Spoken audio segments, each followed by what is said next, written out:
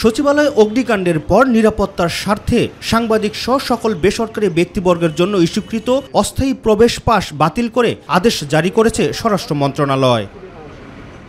এই আদেশ জারির একদিন পর মত পরিবর্তন করল সরকার। তথ্য উপদেষ্টা নাহিদ ইসলাম জানান, সোমবার থেকে অস্থায়ী পাস নিয়ে সচিবালয়ে প্রবেশ করতে পারবেন সাংবাদিকরা।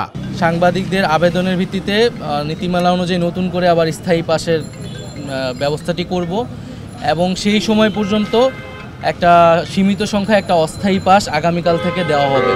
তিনি জানান ৩,০০০-এরও বেশি অ্যাক্রিডিটেশন কার্ড রয়েছে, যার অধিকাংশই ভুয়া। ৩,০০০ প্লাস অ্যাক্রিডিটেশন কার্ড আমরা রাখতে পারবো না, এটি বেশিরভাগই এখানে ভুয়া। আমরা আবেদনের ভিত্তিতে আবার যে নীতিমালা আছে সেই নীতিমালা অনুযায়ী আমরা নতুন করে স্থায়ী পাসটি দিয়ে আবেদন কবে থেকে শুরু করব?